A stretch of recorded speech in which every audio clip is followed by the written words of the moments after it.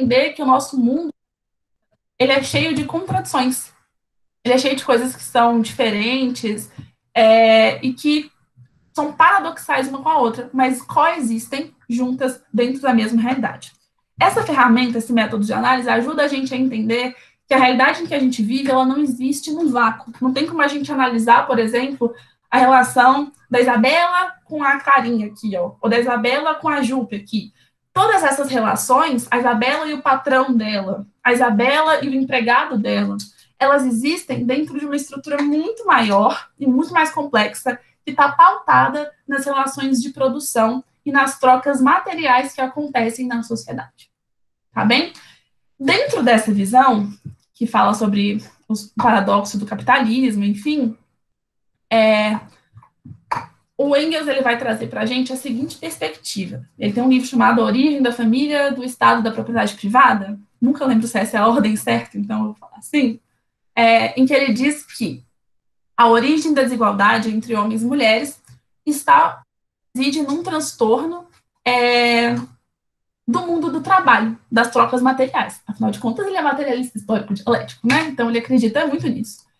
E ele nos diz que a partir do momento que o homem ele começa a dominar sobre o outro homem através da escravidão, e a partir da terra, e com esse outro homem escravo, e com essa terra, ele desenvolve uma relação de propriedade, aí nasce a propriedade privada, e a propriedade privada faz com que o homem se torne também dono da mulher. E aí ele vai dominá-la dentro deste espaço privado, que é a vida doméstica, que nós conhecemos também por casamento, que é essa versão institucional da propriedade privada da família patriarcal. Então, para o Engels, a família patriarcal, essa estrutura, nasce aí, quando nasce também a propriedade privada. E aí, né, isso é importante para a gente entender, porque a Simone de Beauvoir ela vai trazer uma crítica a isso. Então, a gente precisa saber o que é, tá? Por esse motivo, ela propõe que a gente analise o que o feminismo ele acrescenta ou ele retira do materialismo histórico. Ela concorda, a Simone, muito com o Engels, no sentido de que a realidade econômica ela é indispensável para a gente compreender a realidade e para a gente entender por que os fenômenos sociais, as opressões acontecem. Mas ela vai dizer que esse fenômeno social que a gente observa de opressão entre homens e mulheres, essa hierarquia, ela discorda dele, né, no sentido de que ela diz que isso não começou com a propriedade privada. Por isso eu vou ler esse trechinho aqui para dar uma visão um pouquinho mais geral para vocês. Ela diz assim: é verdade que a divisão do trabalho por sexo e a opressão que dela resulta evocam em certos pontos a divisão por classes, mas não seria possível confundi-las. Não há cisão entre as classes nenhuma base biológica. Ou seja, né, ela diz, existe a opressão de classe, e a opressão de classe ela está inegavelmente refletindo essa desigualdade entre homens e mulheres. No entanto, a realidade de homens e a realidade de mulheres tem uma diferenciação biológica. E a desigualdade entre as classes e a luta entre as classes não tem essa mesma base. Então, elas não são a mesma coisa. A luta de classes e a opressão das mulheres em relação aos homens não são a mesma coisa. Elas existem e elas se complementam, mas elas não se confundem. E ela prossegue. O que é mais grave ainda é que não se poderia, sem má fé, considerar a mulher unicamente uma trabalhadora.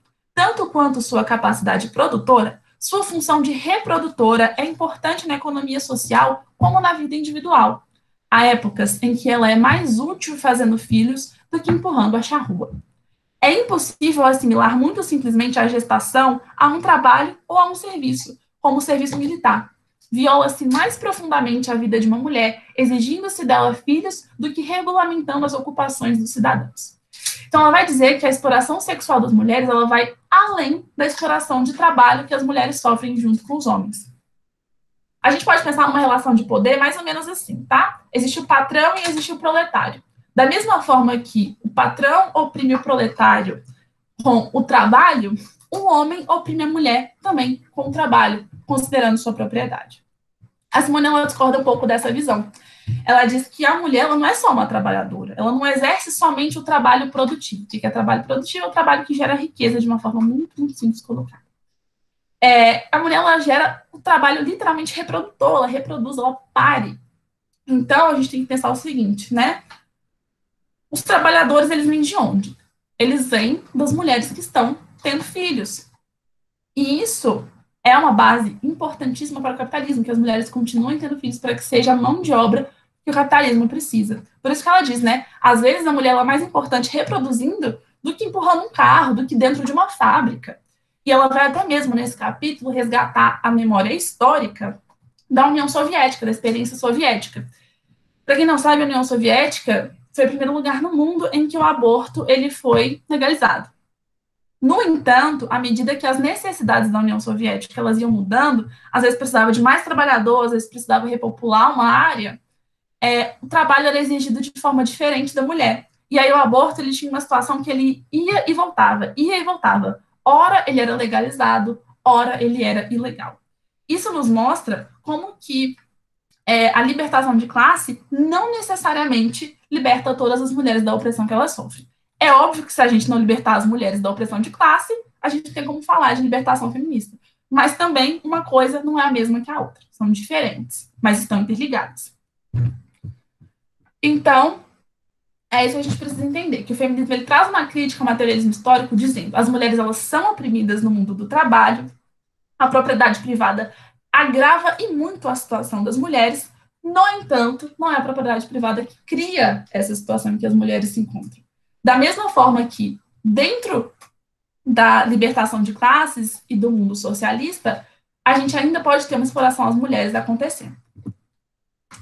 Então, eu tentei resumir bem nesse slide o pensamento que a Simone tem, em que ela vai botar como se fosse uma balança e as mulheres estão numa situação muito desigual em relação aos homens. Enquanto os homens são explorados pelo capitalismo, as mulheres também são, mas elas não são somente exploradas pelo capitalismo, elas também são exploradas pelo patriarcado. Então, a gente tem uma sobreposição aí de opressões, né? A gente tem duas coisas que se juntam e elas, quando unidas, são muito mais perigosas, as mulheres. E aí tem essa frase da Simone em que ela diz: é impossível encarar a mulher unicamente como força produtora. Ela é, para o homem, uma parceira sexual, uma reprodutora e um objeto erótico. Ela também vai nos lembrar, né, gente, de como que a mulher ela vai ter vínculos com os homens muito diferentes dos vínculos que o empregado tem com o patrão, que o proletário tem com o burguês. De que forma? Vamos pensar, se a gente abolir as classes, a gente está abolindo os vínculos entre os patrões e os proletários. Mas se a gente abolir as classes, as mulheres continuam tendo que se relacionar com homens, porque ora são seus maridos, ora são seus pais, ora são seus filhos. Então, não necessariamente abolir as relações de classe, que são desiguais e opressoras por si só, significa que a gente vai abolir essa relação de poder desigual que a gente tem entre homens e mulheres.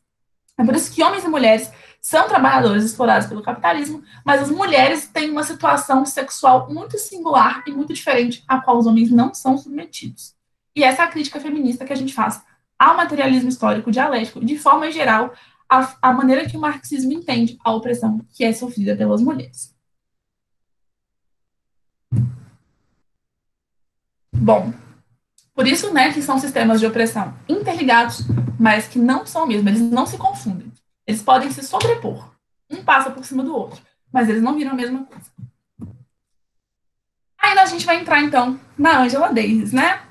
A gente acabou de falar de questão de sexo e questão de classe. Mas e onde entra a questão de raça nisso aí, né? A gente tem que entender que especialmente as mulheres negras e pobres, elas não são um recorte do feminismo, elas são uma centralidade do feminismo. O feminismo é, por excelência, o espaço onde a gente vai debater a libertação e a emancipação dessas mulheres, e a gente já vai entender por quê. A Angela ela começa a desenvolver na tese dela a partir de um ponto muito interessante para a gente pensar nas diferenças entre mulheres brancas e negras. Ela diz o seguinte: o enorme espaço que o trabalho ocupa hoje na vida das mulheres negras reproduz um padrão estabelecido durante os primeiros anos da escravidão. Por que ela diz isso? É só a gente pensar na história, análise histórica, né? Enquanto as mulheres brancas elas estavam sendo oprimidas dentro de casa, na relação lá da família e propriedade privada que o Engels traz para a gente, que é muito boa e importante para a gente fazer umas análises feministas, a mulher negra ela está sendo explorada dentro da estrutura da família, que é diferente da estrutura familiar branca, tá? Não vou entrar nesse mérito porque é muito complexo, mas enfim. Só que além disso, ela está sendo oprimida dentro de uma visão de trabalho também. Por quê? Porque o trabalho compulsório, ele era realizado por mulheres negras no momento em que ele não era realizado por mulheres brancas.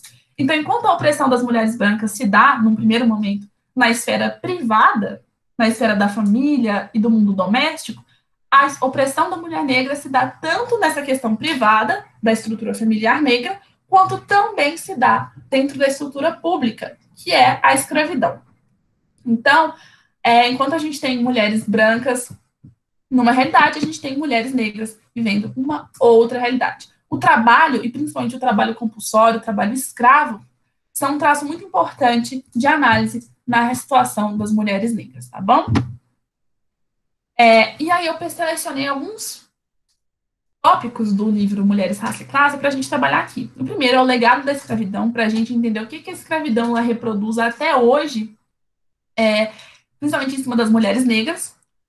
Trouxe o tópico que ela fala do movimento sufragista, trouxe também o que ela fala sobre racismo, controle de natalidade e direitos reprodutivos, e também o capítulo em que ela aborda a questão das tarefas domésticas. Eu gostaria que a gente observasse como que todas essas questões da escravidão, o movimento sufragista, o controle de natalidade, as tarefas domésticas, estão intrinsecamente relacionados à opressão das mulheres negras e pobres. Bom, vamos lá. Ela começa falando sobre como que era a situação das mulheres negras escravizadas. Já falei para vocês, né, que o trabalho e a classe se expressam de formas diferentes na realidade de mulheres brancas e negras. Quando a mulher branca estava oprimida dentro de casa, a negra era oprimida dentro e fora de casa. E o trabalho fora da casa, além da esfera doméstica, era cumprido, no primeiro momento, apenas por mulheres negras. E aí a Ângela ela vai tratar com a gente de que mulheres negras e homens negros que são sequestrados da África e trazidos para a América, tanto do Norte quanto do Sul, para serem escravizados, num primeiro momento, eles sofrem o mesmo tipo de opressão no mundo do trabalho. E que isso esteja muito frisado, no mundo do trabalho. Ela usa uns dados para mostrar isso para a gente. Ela fala assim, ó, nas lavouras, era mais ou menos o mesmo número de homem e o mesmo número de mulher. Quem fazia esses serviços era tanto homem quanto mulher. Então, ela vai mostrar para a gente que no que diz respeito ao trabalho, ao serviço, era mais ou menos a mesma coisa para homens e para mulheres negras. No entanto, e aí a gente vai entrar de novo naquele mérito que a Simone fala da sobreposição de opressões, as mulheres negras, além dessa opressão no trabalho, sofriam também opressão sexual. Elas eram frequentemente estupradas pelos seus feitores, até por alguns escravos. Elas tinham várias questões relacionadas à exploração da sua sexualidade. Elas eram feitas amas de leite, por exemplo, elas eram maiores responsáveis pelo trabalho doméstico, dentro da casa dos senhores também, por exemplo. Então, ainda que no trabalho da lavoura, no trabalho do campo, elas estivessem mais ou menos equiparadas aos homens enquanto trabalhadoras, sexualmente falando, elas ainda estavam em desvantagens. E aí entra um período em que essa desvantagem sexual fica muito mais latente, muito mais clara, muito mais explícita, que é quando chega o fim do tráfico internacional. Quando o tráfico internacional é proibido, ou seja, a gente não pode mais trazer escravo lá da África, o que isso faz? Faz com que a gente tenha um número de escravos aqui que provavelmente não vai aumentar, né? Porque não vai chegar novo. Como que a gente aumenta o número de escravos que tem aqui? Do mesmo jeito que você engravida vacas compulsoriamente para que elas produzam leite, vamos engravidar mulheres negras para que elas produzam escravos. Literalmente, a mulher negra, nesse momento, ela não vai ser entendida como mãe, ela vai ser entendida como um bicho reprodutor. O que mostra que a natureza sexual, ela, mais uma vez, vai ser apropriada pela exploração econômica de trabalho, né? Então, as mulheres negras, elas se tornam reprodutoras em massa de escravos. Elas vão ser, assim, fala no livro da Ângela, né, que elas vão parir tantas vezes quanto possível. Então, todos os anos que elas estão férteis, tá com a produção de gente. Olha que né, coisa bizarra. As pessoas negras, né, vão ser literalmente objetos. É por isso que o estupro, afinal de contas, essas mulheres, né, o sexo não vai ser consentido, obviamente. A gravidez, até mesmo a lactação, tanto para as amas de leite, quanto para as mulheres negras que vão ser obrigadas a parir e vão ter que trabalhar depois com as mamas inchadas e muita dor, e o trabalho doméstico, tudo isso vai ser incorporado pelo capitalismo para reforçar uma opressão econômica já estabelecida. Lembrando que todas essas opressões elas têm sua base na realidade sexual que as mulheres já terão. E aí eu trouxe um trecho da Ângela em que ela diz assim: a postura dos senhores em relação às escravas era regida pela conveniência. Quando era lucrativo explorá-las como se fossem homens, eram vistas como desprovidas de gênero. Mas quando podiam ser exploradas, punidas e reprimidas de modos cabíveis apenas às mulheres, elas eram reduzidas exclusivamente à sua condição de fêmeas. Isso eu acho interessante porque serve uma ferramenta muito boa de análise. Vamos pensar, né? Eu acho que sempre que a gente tem um retrato que reduz as mulheres exclusivamente à condição de fêmea, a gente pode pensar que tem um cenário de opressão, tal qual existia na escravidão. Guardem essa informação, que lá no fim a gente vai pensar um pouco mais isso na contemporaneidade, tá bom? Então, a gente sabe, né, que a realidade de homens e mulheres negras durante a escravidão podia, em alguns momentos, se equiparar, mas quando a gente fala de uma realidade sexual, as mulheres estão muito, muito abaixo dos homens, sofrendo com estupro, gravidez, lactação e trabalho doméstico, muito mais intensamente. Isso reforçando a opressão econômica. Afinal de contas, mulheres escravas terão filhos escravos. E a gente sabe que isso é mão de obra. Aí, vamos avançando historicamente, nós chegamos num ponto em que nós vamos ter o nascimento do movimento sufragista. Era um movimento de mulheres pedindo o direito ao voto, que era restrito nesse momento aos homens. Bom, eu quero que a gente preste atenção aqui, não é nem necessariamente na questão do sufrágio, do voto, mas que a gente analise a situação como um todo. O que isso traz para a gente? No primeiro momento, a luta dos sufragistas era um movimento encabeçado por mulheres brancas e burguesas, que lutavam pelo voto. O que acontece é que essas mulheres, elas vão, nesse protesto, desconsiderar a realidade de mulheres trabalhadoras e também de mulheres negras. Porque o que acontece? As mulheres negras e trabalhadoras, elas sabiam que igualdade política não assegura igualdade econômica. Como assim? Elas sabiam que poder votar não significava melhoria na vida delas. Por quê? Porque, por exemplo, os pares homens delas, o marido, o filho, o tio, o pai, tinham direito ao voto e mesmo assim eles eram explorados na fábrica de noite, que não tinham a menor condição de trabalho e ainda sofriam muito com as explorações do capitalismo. E aí, do que adianta então o voto se eu vou continuar sendo explorada igualzinho a eles? Isso nos mostra, né, então, que a luta pelo voto, nesse primeiro momento, ela nasce muito pautada numa lógica liberal, uma lógica burguesa, que está falando sobre o indivíduo poder exercer um direito, mas que não está refletindo a vontade coletiva por libertação e por emancipação, principalmente de mulheres negras trabalhadoras. E aí eu trouxe um trecho sensacional, né, também da Ângela, que ela diz assim: embora o comportamento sexista de seus companheiros precisasse, sem dúvida, ser contestado, o inimigo real, o inimigo comum, era o patrão, o capitalista ou quem quer que fosse responsável pelos salários miseráveis, pelas insuportáveis condições de trabalho e pela discriminação racista e sexista no trabalho. Como assim, né? Esses movimentos sufragistas, eles vão ganhar muito corpo dentro do movimento sindical, movimento organizado de luta dos trabalhadores. E nesses espaços sindicais, as mulheres sofriam, sim, com violência sexista. Elas tinham menos espaço do que homens, elas eram menos ouvidas do que homens, as demandas das mulheres eram menos importantes que as dos homens. Então, o que elas estão observando aqui? O que a Ângela está observando, né? Os homens, eles têm, sim, um comportamento muito sexista com as mulheres, mesmo dentro do movimento sindical, mas tanto esses homens quanto essas mulheres têm um inimigo em comum, o patrão, o capitalista, que está fazendo com que essas condições de trabalho sejam muito ruins. E aí é nesse momento, dentro da luta sindical, que as mulheres vão se juntar com os homens para transformar a luta por voto, a luta pelo sufrágio, num instrumento da luta de classes. E é aí que aí a gente tem, então, o movimento sufragista ganhando corpo e ganhando coro dentro do movimento negro, que nos leva a pensar o seguinte, né? Tanto a luta política feminista quanto a luta política antirracista, elas são muito esvaziadas se a gente não alia elas à luta de classes. Então, a gente pode ter igualdade política, direito ao voto, a gente pode ter igualdade política, tendo o mesmo direito e sem segregação para pessoas negras e brancas, mas se a gente não consegue fazer desses elementos uma ferramenta na luta de classes, Então, eles não servem de muita coisa, eles acabam servindo, inevitavelmente, a uma lógica que é liberal burguesa, que não traz libertação para nós. E aí, eu sigo, rapidão, gente, só é o penúltimo tópico da Angela Davis, tá? Não desistam de mim, eu já estou do meio para o fim aqui, em que ela vai falar sobre os direitos reprodutivos. Ela traz uma perspectiva sensacional de que o aborto ele não é um passo em direção à liberdade, mas ele é uma condição para que a gente consiga alcançar a nossa liberdade. De que forma?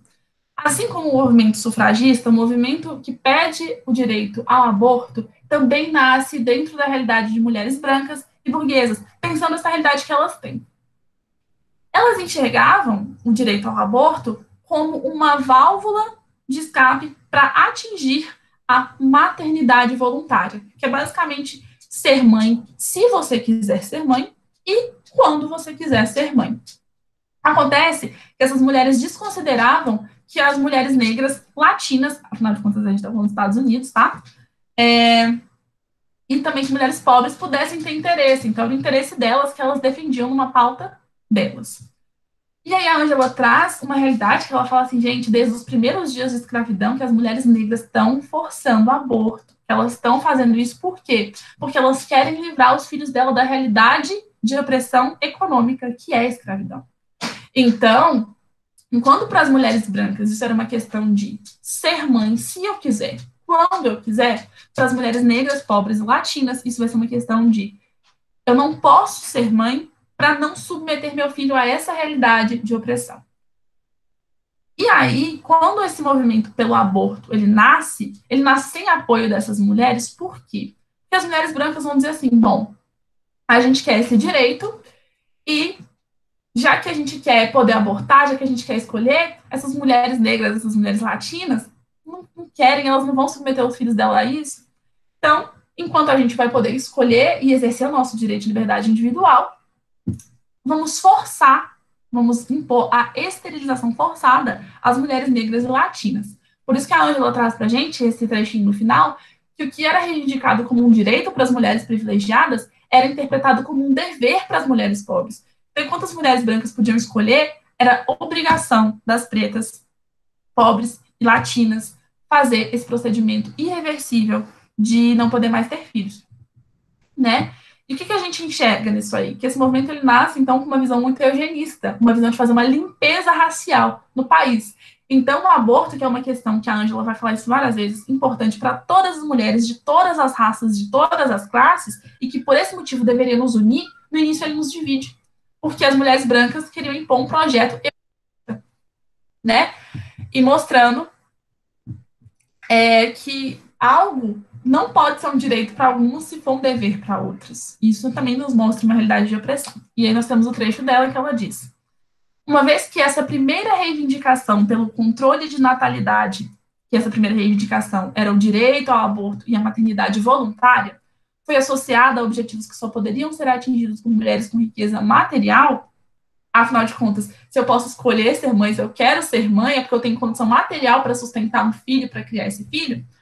Um grande número de mulheres pobres e de classe trabalhadora teve certa dificuldade em se identificar com o embrionário movimento pelo controle de natalidade. É por isso também que o movimento pela legalização do aborto só ganha corpo, ele só ganha massificação quando ele é aderido e quando ele passa a pautar as demandas das mulheres também negras, para que isso seja um direito para todas, não um dever para as mulheres pobres para fazer uma limpeza racial e ainda com as suas diferenças, né? Porque enquanto para umas isso é uma escolha, para outras isso é o único destino, o único jeito de salvar a sua descendência.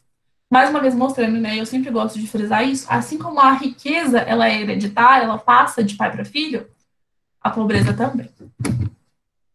E por fim, a gente tem uma análise da Ângela sobre o trabalho doméstico. Primeiro é interessante a gente pensar, o trabalho doméstico, eu adoro quando ela diz isso, é um trabalho invisível. A gente não percebe o trabalho doméstico a não ser que ele não esteja feito. Então, você nunca percebe o trabalho doméstico a não ser que a louça esteja suja, que a cama esteja desfeita, que o quarto esteja bagunçado. É somente quando ele não acontece que a gente percebe a importância dele. E à medida que o capitalismo ele vai se apropriando das opressões sofridas pelas mulheres,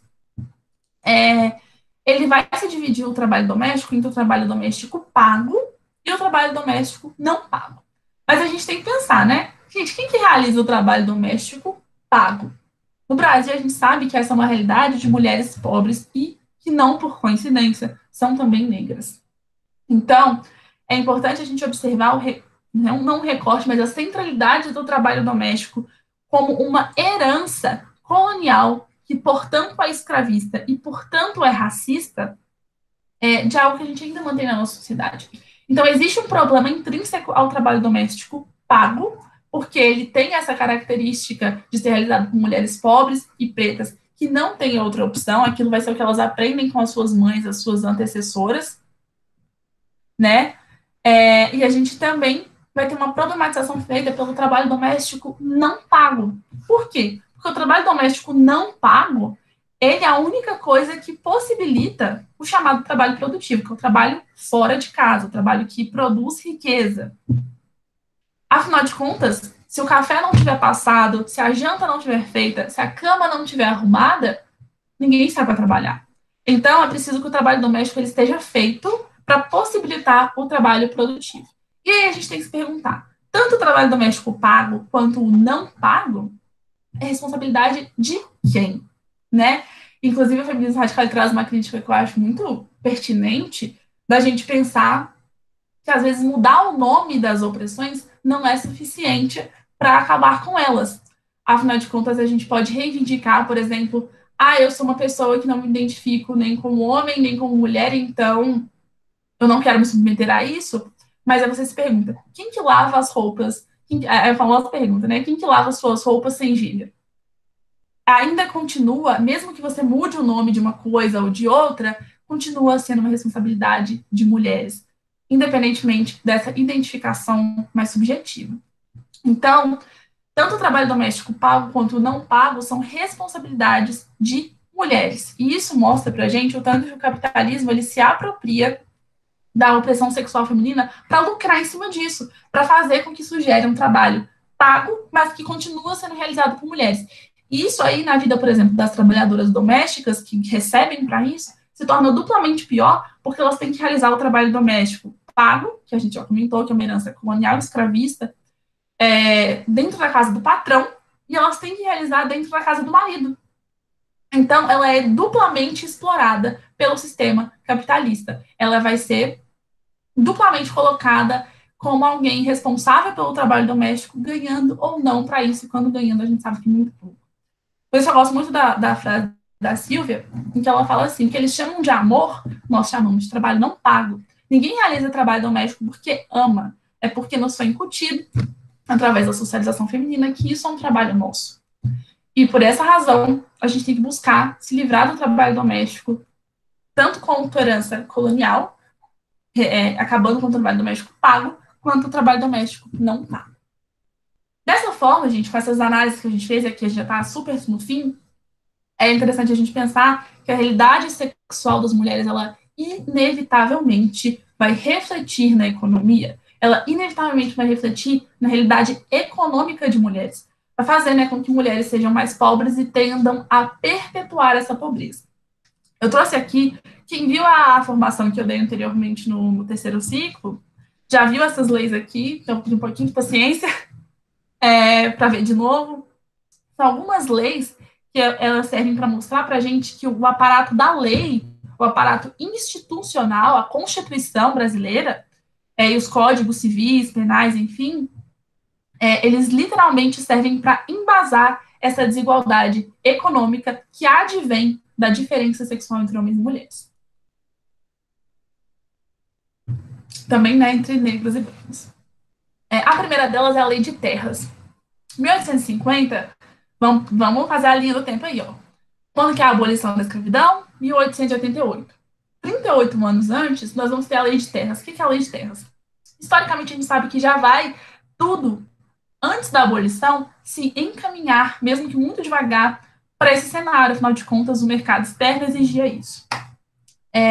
Então, o Estado ele já começa a se preparar para essa abolição, já começa a pensar como que institucionalmente eu posso manter pessoas negras à margem da sociedade e principalmente mulheres, né? A primeira delas é a lei de terras. Lá em 1950, tinha várias terras que as pessoas moravam, que as pessoas, enfim, plantavam, mas que elas não tinham a escritura dessa terra. Na verdade, era uma prática muito pouco comum você ter as escrituras. E a lei de terras é quando o Estado diz assim: ok, agora se você não tiver a escritura da sua terra, essa terra pertence ao Estado e você precisa comprá-la, você precisa ter dinheiro para comprar essa terra. Aí é legal a gente pensar assim, gente, quem que tem dinheiro para comprar terra no Brasil? Quem já tem terra. Então, isso faz apenas um instrumento de perpetuação que a terra continue nas mãos de quem já tinha terra. E, obviamente, que isso vai fazer com que quem não tem terra, nesse caso, principalmente as pessoas negras, continuem sem o acesso às terras. Também lembrando que a inserção da mulher no mercado de trabalho é muito subalterna nesse momento, então a mulher também não tinha condição de sozinha se emancipar e adquirir sua terra, porque afinal de contas quem realizava o trabalho produtivo eram os homens. Então isso é um jeito de manter as terras sempre na mão de homens ricos, que não coincidentemente são brancos. Nós temos, e essa lei eu fico chocada, porque ela é de 1941 e ela está em vigência até hoje, é a lei da vadiagem, que é uma lei feita para retirar das ruas as pessoas que não têm desculpa para estar nas ruas, estar fora de casa, depois de um certo horário. Então, pensa comigo, se você está na rua e você não tem, de acordo com essa lei, né, um motivo de trabalho para sair de casa depois de um certo horário, você vai ser preso. E aí a gente tem que se perguntar, é dessa lei, inclusive, que vem essa questão, essa necessidade das pessoas negras precisarem ter documento, ter tudo em mão na hora de se apresentar para a polícia, por causa da lei da vadiagem. Por quê? Gente, 1941, pouquinho tempo depois da abolição da escravidão. Quem que estava na rua sem desculpa para trabalhar sem nada? Era um ex-escravo. Essa lei, ela dá início ao que a gente chama de encarceramento em massa da população negra do Brasil, porque ela joga na cadeia todo mundo que está lá. E mesmo as pessoas negras que já tinham a sua liberdade, que de alguma forma estavam fora para ir para trabalhar, para ir para outro lugar, a gente sabe que o policial não está nem para isso, né? Então, a lei da vadiagem ela vai ser utilizada como um projeto de encarceramento da população negra. A lei de 14 de janeiro de 1837, ela é uma lei que impede pessoas negras de participar dos espaços da educação pública do país, ou seja, criança negra não pode ir para a escola pública. O capitalismo ele se funda nesse mito de que através do trabalho, da educação, você pode ascender social e economicamente. Considerando que isso é uma exceção da regra, que pode eventualmente acontecer, essa lei ela faz com que isso seja reduzido a praticamente zero para as pessoas negras, né? Porque a pessoa negra não vai ter acesso, ela não tem dinheiro para pagar o ensino privado, então ela também não vai ter como, por causa dessa lei, participar do ensino público. E, por fim, o inciso 4º do artigo 219 do Código Civil de 1916, que é um nome gigantesco, para um inciso que diz o seguinte, que se o marido ele perceber que a sua esposa já tinha tido uma relação sexual antes do casamento, ele tem o direito de pedir a anulação do casamento. O que isso pode fazer a gente pensar, gente? Novamente, vamos voltar para aquela questão da reprodução, das mulheres serem vistas sempre como reprodutoras. Ora, se meu marido viu que eu não sou mais, entre muitas aspas, virgem, ele pode deixar de casar comigo. Então, isso é um projeto para fazer com que a mulher seja propriedade privada do homem através do casamento e que ela tenha herdeiros deste homem, fazendo com que tanto a sua riqueza quanto a sua pobreza passem para aquela linhagem que ela vai ter, forçando as mulheres, né, a serem reprodutoras de uma linhagem masculina. Por esse motivo que a gente percebe que a formação econômica do Brasil, do mundo de forma geral, ela é estruturalmente racista e misógina, porque ela é construída para fazer com que pessoas negras estejam sempre à margem econômica e mulheres também, com menos direitos e com menos possibilidade de ter uma realidade econômica favorável. Isso, e esse é o último slide, eu prometo, só tem esse para mais um, pronto. Isso dá origem a um fenômeno que a gente chama de feminização da pobreza. O que é isso? Né? É o aumento proporcional das mulheres enquanto classe pobre. De maneira muito simplificada, né? Tem um estudo da ONU, eu posso até mandar esse artigo que tem isso para vocês, que ele diz que em 1995, 70% das mulheres abaixo da linha de pobreza, 70% das pessoas abaixo da linha de pobreza eram mulheres. E como eu falei, assim como a riqueza hereditária, a pobreza também é. Mulheres miseráveis vão ter filhos miseráveis. E isso faz com que exista mão de obra excedente para o capitalismo, que vai ser uma mão de obra pobre, precarizada, que está disposta a aceitar qualquer coisa. Isso é muito importante para a manutenção do sistema tal qual ele é. Outros aspectos da feminização da pobreza, que a gente pode observar como fenômenos, são, por exemplo, né, a prostituição. De que forma? O próprio Marx, ele vai falar da prostituição como algo ruim pelo seguinte motivo: isso é a junção da vulnerabilidade sexual das mulheres em relação aos homens, assim como da vulnerabilidade econômica das mulheres em relação aos homens. Afinal de contas, se o homem compra sexo de uma mulher, primeiro, ele entende que essa mulher deve sexo a ele, e segundo, ele está coagindo ela financeiramente a ter relação com ele. E a gente sabe, né, dentro do movimento feminista, a gente vai aprendendo isso, consentimento é algo que a gente não compra. Então, se você pode colocar preço no corpo de uma mulher, você pode colocar preço no corpo de todas as outras. E um outro problema, que vai dar base para a gente entender o próximo, é o seguinte: a prostituição ela também é um processo de dissociação da mulher, ser humano, a pessoa, da sua sexualidade. Então, quando a gente entende, por exemplo, a prostituição como um trabalho, a gente está alienando completamente o ser humano da sexualidade, a mulher enquanto ser humano da sua sexualidade. A gente está entendendo, então, que ela naquele momento ali é simplesmente algo para o homem extravasar os seus desejos sexuais e ignora completamente a dimensão subjetiva que aquela mulher tem. Da base para a gente entender por que a barriga de aluguel também é um fenômeno da feminização da pobreza, né? Também lembrando que mulheres pobres, gente, principalmente as ex-escravas, que não tinham dinheiro para nada, não tinham formação para nada, qual vai ser o único serviço que elas vão poder exercer na sociedade? A gente sabe, elas vão acabar marginalizadas para a prostituição. A barriga de aluguel, ela pode parecer assim, talvez, às vezes ela parece com uma cara mais progressista, né? Mas essencialmente é a mesma coisa que a prostituição, por dissociar completamente o ser humano, mulher, da sua capacidade reprodutiva. Então, isso pode não ser tão forte aqui no Brasil, mas em outros países tem gente que paga para que as mulheres tenham seus filhos. E olha só, tá no próprio nome o problema, gente. A gente enxerga a mulher como uma barriga, como um útero ambulante. Fazer isso, aí eu volto lá para o que eu falei para vocês guardarem que a Ângela fala. Se a gente reduz a mulher ao seu potencial enquanto fêmea, isso está aí muito claro para a gente que é uma realidade de opressão. Porque ela está sendo reduzida a um potencial reprodutivo, nada mais como uma mulher, não como uma mulher, né, mas como um útero que está produzindo filho de alguém como uma mercadoria. Um outro fenômeno é a pobreza menstrual, que não só indica para a gente quanto que as mulheres não vão ter economicamente condições de arcar com as realidades que seu próprio corpo demandam, exige, mas também, e eu queria falar de maneira geral do estigma da menstruação, pelo seguinte motivo. Tem países, tem um documentário ótimo sobre isso na Netflix, chama Period, eu não lembro o nome em português, mas chama Period em inglês, que ele fala sobre essa questão, né? Gente, as meninas indianas, elas param de ir para a escola, elas param de trabalhar, param de ir para a faculdade porque estão menstruadas.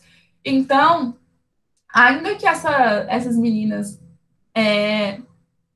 consigam um certo grau de autonomia, elas não podem ter isso plenamente enquanto esse estigma e essa realidade econômica precária não seja superada. E nós temos também o trabalho doméstico, já falei com vocês, né?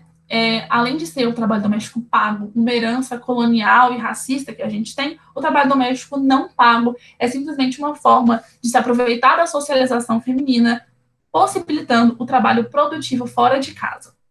E, por fim, a gente tem reprodução compulsória, que é daquele dado que eu falei para vocês, que 70% das pessoas miseráveis no mundo são mulheres.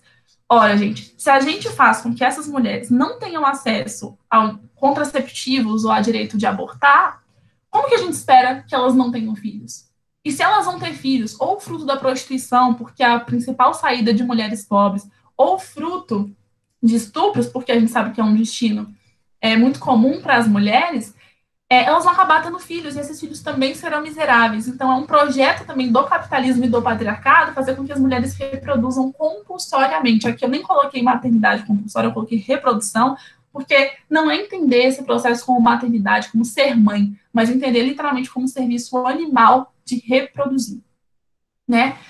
Então, isso acaba sendo mão de obra precária e barata e excedente para o capitalismo, possibilitando a reprodução do sistema, tanto financeiro, quanto do sistema patriarcal que oprime as mulheres. Por isso eu trouxe, para a gente fechar, uma reflexão da Lélia. A gente pensar assim, aí, gente, então a gente está tudo lascado porque a gente é americana, então a gente sofre um processo colonial muito violento, a gente tem mulheres negras que sofrem um processo social violentíssimo, a gente é mulher que sofre um processo sexual muito violento, e a gente é trabalhadora e está tudo ali cortado. Como que a gente faz? E a Lélia, ela traz uma palavra que eu acho muito boa, que ela diz assim: ao reivindicar nossa diferença enquanto mulheres negras, enquanto americanas e africanas e suas descendentes, sabemos bem o quanto trazemos em nós as marcas da exploração econômica e da subordinação racial e sexual. Por isso mesmo, trazemos conosco a marca da libertação de todos e todas. Portanto, nosso lema deve ser organização já.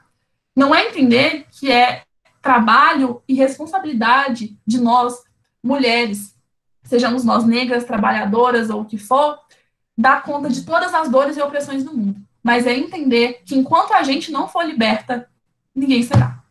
Então, como a Lélia nos traz aqui, pensemos em nos organizar politicamente para que a gente possa reivindicar essas lutas e fazer com que essas opressões, né, gente, passem por um processo evolucionário e possam chegar ao fim. Era isso que eu queria trazer.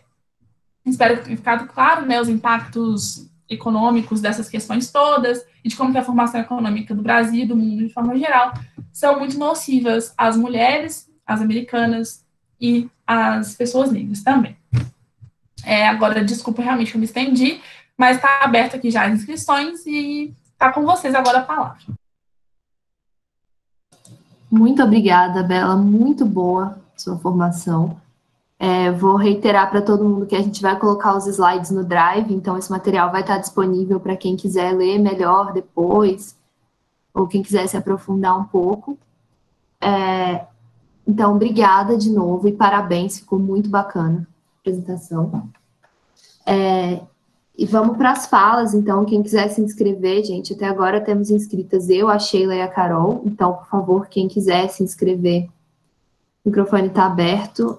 Vamos fazer falas de 3 minutos, né, para todo mundo conseguir falar, e aí, conforme for caminhando o debate, se alguém quiser se reinscrever e tal, tá tudo certo. Eu estou contando meu tempo aqui, tá? Então, eu gostei muito, Bela, da bibliografia, especialmente dos trechos da Ângela. Eu já tinha lido o primeiro capítulo do Mulheres, Raça e Classe, mas as partes mais posteriores eu não tinha lido ainda, porque eu não cheguei nessa parte do livro. E foi muito bacana de ler, assim. Essa questão do aborto foi uma questão que me tocou muito, com essa questão de querer o direito de poder ser mãe, né? O direito de poder escolher gestar e colocar uma criança nesse mundo sabendo que ela não vai passar por uma série de mazelas determinadas pelo capitalismo. Eu acho isso muito tocante, assim. É a mesma coisa que a gente fala, né, que as mulheres brancas, elas sempre quiseram o direito de trabalhar, e as mulheres negras, muitas vezes, querem o direito de não ter que trabalhar. Porque a gente sabe que para as mulheres pretas, para as mulheres indígenas, para as mulheres que foram escravizadas ao longo da história, principalmente aqui das Américas, o trabalho nunca foi uma opção e o trabalho nunca foi uma conquista, né? O trabalho foi uma obrigação, uma forma de exploração. E eu acho muito importante que a gente entenda isso quando a gente se diz feminista e se diz na busca de uma emancipação feminina. Eu entendo completamente a importância de que a mulher possa estar no mercado de trabalho e que, se ela desejar estar no mercado de trabalho, isso é direito dela, mas a gente não pode ficar nessa análise superficial de que incluir as mulheres no mercado de trabalho é tirar elas de todas as opressões, porque não é exatamente isso que isso significa, né? A gente sabe muito bem que o mercado de trabalho é um local de opressão também. E aí, por último, um outro ponto que eu queria levantar é quando você fala do trabalho doméstico, né? E a Ângela coloca que existiu essa campanha pelo trabalho doméstico remunerado. A Silvia Federici até tem um artigo muito legal sobre isso, porque ela era defensora dessa ideia, atualmente ela não é mais e tal. E eu acho muito bacana quando a Ângela coloca que é um trabalho que deve ser socializado para que a gente pense em alternativas de emancipação feminina. E quanto é um ato revolucionário, por exemplo, a construção de creches comunitárias. Isso é uma coisa que eu sinto muito, pensando em práticas, né, de como levar essa realidade à frente. A construção de creches comunitárias é uma coisa extremamente revolucionária, gente, para tirar mulheres de situações de opressão, porque muitas vezes mulheres se colocam em determinadas situações porque a gente sabe que, enquanto mães, elas não são aceitas em uma série de locais e elas são privadas de uma série de atividades. Então, assim, eu acho que em tempos de neoliberalismo é muito importante a gente resgatar a ideia dessa coletividade, de que a criação de pessoas, de que o cuidado de pessoas, sejam elas crianças, pessoas idosas, não é uma responsabilidade feminina e não é uma responsabilidade familiar, individual, fechada. Ela é uma responsabilidade coletiva que tem que ser compartilhada, que tem que ser dividida. E daí a importância do Estado nisso, né? Eu falei 20 segundos a mais do que eu deveria, então peço desculpas. Eu estou contando aqui. Mas era isso que eu tinha para dizer. Agora é a Sheila. Boa tarde, companheiras. Então, primeiramente, né, agradecer a Bela. Parabéns, você foi divina, porque muitos temas e foi muito sucinta, né, objetiva. E eu vou tentar ser também, me atendo a 2 pontos. Um é sobre essa questão da sustentabilidade da vida, né, como centro. E como, historicamente, nós mulheres, né, sempre foi muito claro, né? E aí, o como somos, né, interdependentes, que é isso, né? O trabalho doméstico sustenta a vida. Se o homem está com a roupa limpa naquele espaço de trabalho, é porque teve alguém que lavou e manteve que ele teve o seu lazer em casa e ele estava ali produzindo, teoricamente, né? Mas, e trazer um pouco, né, também de como, historicamente, somos ecodependentes, né? Quanto à natureza, e hoje, cada vez mais, né, a gente visualiza isso e está muito mais próxima das mulheres, né, de nós mulheres. E aí, como também trazemos saídas a partir dessa relação com a natureza, né, não só de alimento, mas remédios e tudo mais, que historicamente a gente tem isso, né. Aí, e o outro elemento é a pauta do aborto, né, que é isso, eu li recente, né, uma tese de uma companheira, e ela fala sobre aborto e mulheres negras, e também traz, né, as mulheres rurais e tudo mais, e como ela fala dessa relação responsável, né, do direito de decidir. E aí traz também muitas histórias, né, das indígenas, quilombolas, que sempre, que no livro também Davis fala, né, das alternativas, né, que as mulheres traziam para o aborto, ou seja, também sempre foi um processo de decisão da mulher, e que aí foi colocado historicamente, primeiramente, pelas brancas, e até hoje, né, as mulheres brancas conseguem fazer o aborto e sobreviver, e mulheres negras morrem porque realmente não tem um serviço de aborto legal no Brasil, e quando elas chegam no hospital, normalmente são discriminadas, né? E aí, só reforçar, assim, que foi muito bacana essa trazida histórica, e parabéns. Muito bom, Sheila, obrigada. Quem está inscrito agora é a Carol. Gente, vamos se inscrever. Quero saber o que todo mundo achou. Vai lá, Carol. Oiê, vocês estão me ouvindo bem? Sim? Eu gostei bastante de tudo que a Bela falou, e teve uma coisa que me prendeu muito, que foi quando você falou de passar a riqueza para frente, mas também passar a pobreza. Eu participo de trabalho de rua, de levar comida, cesta básica, enfim, já faz bastante tempo, já faz acho que uns 5 anos, e bom, você conhece muita gente, mas tem uma mulher em especial que me marca muito, que inclusive a gente ainda tem bastante contato com ela.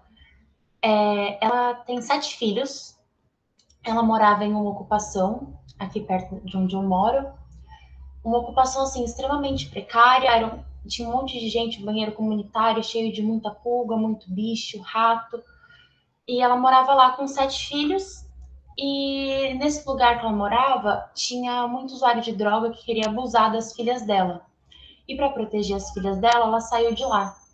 E agora mora ela e mais 7 filhos, inclusive tem um menino de 16 anos, já é quase adulto, dentro de uma carroça.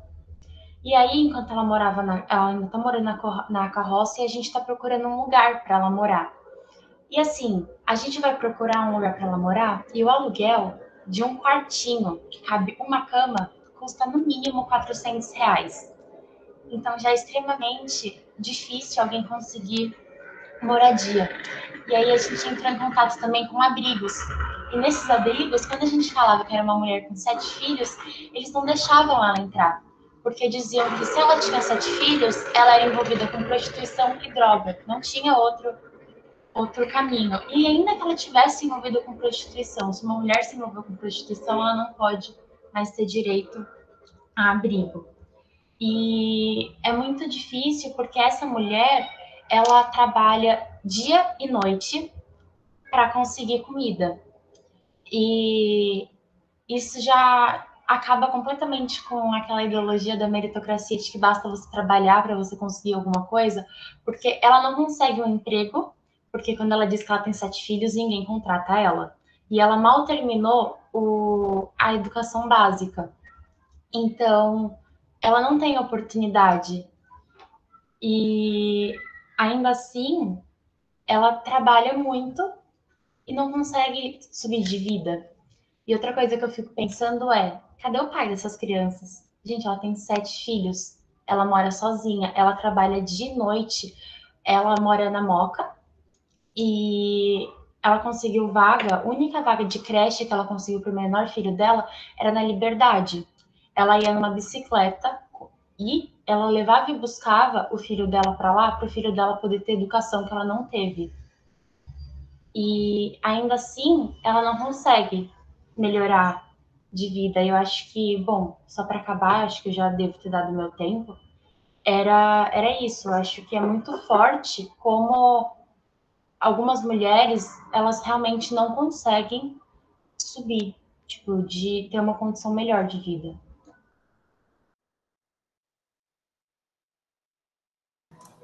Realmente, Carol, é muito duro, né, quando a gente pensa na realidade de pessoas que, por conta de todo esse passado, de toda essa história desse grande país que a gente mora, não tem nenhum tipo de oportunidade, e como a gente pensa também que ela não recebe amparo de ninguém, tipo assim, não existe nenhum amparo governamental, estatal,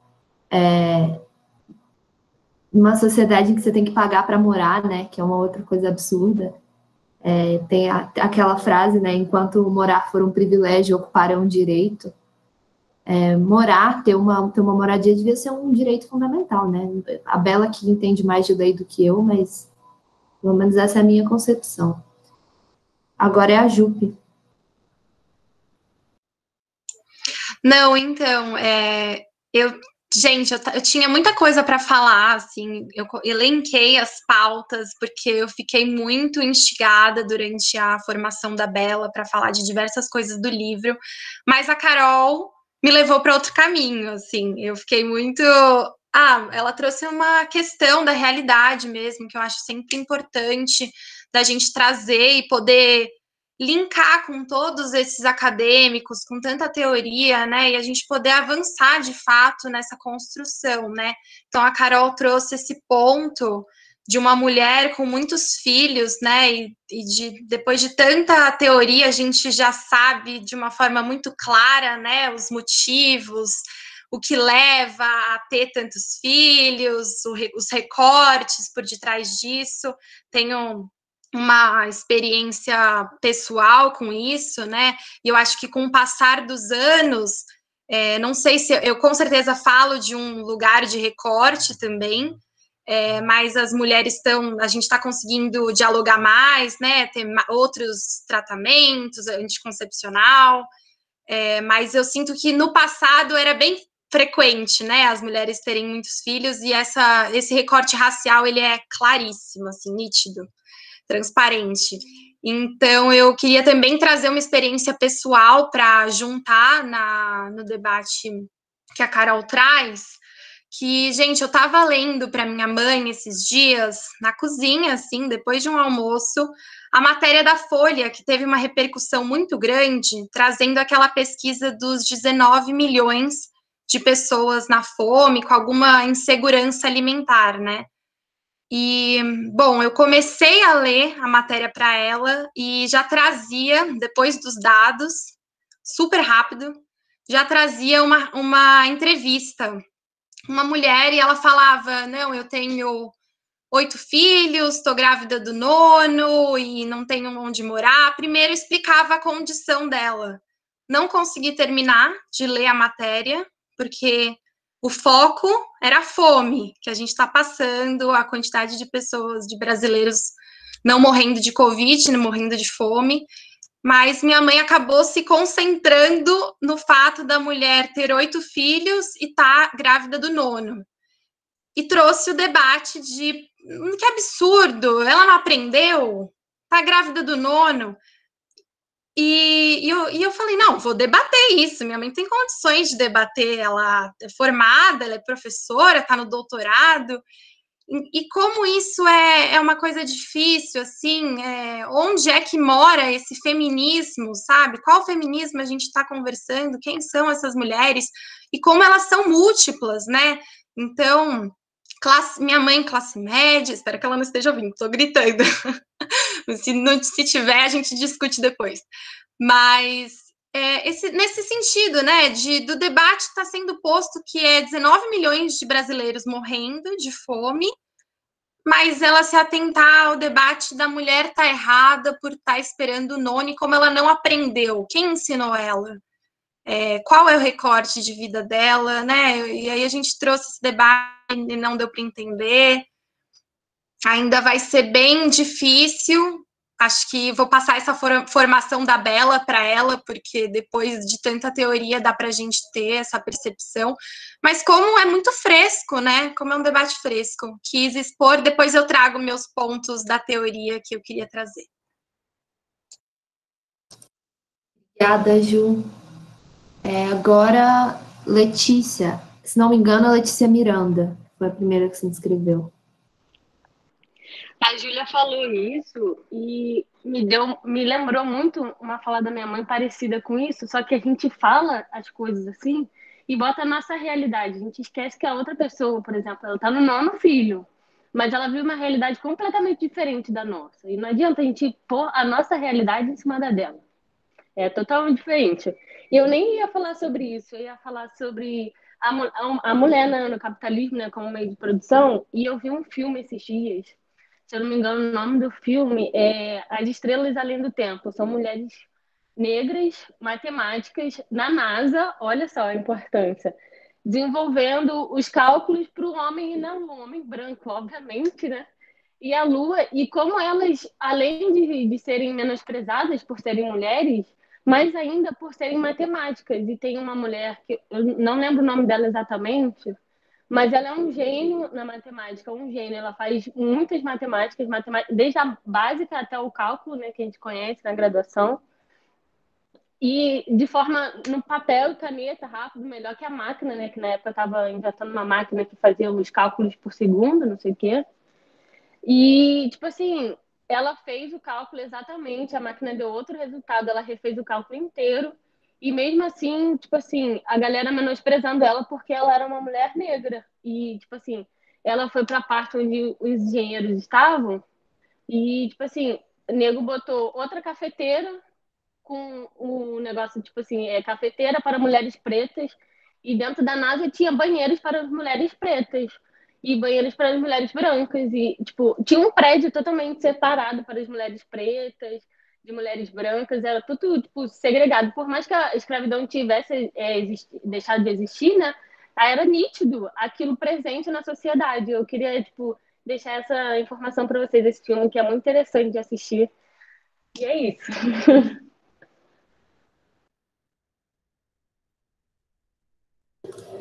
Muito bom. Eu anotei aqui as recomendações, eu vou passar uma listinha no grupo depois do que todo mundo falou de filme, etc., para quem quiser ver.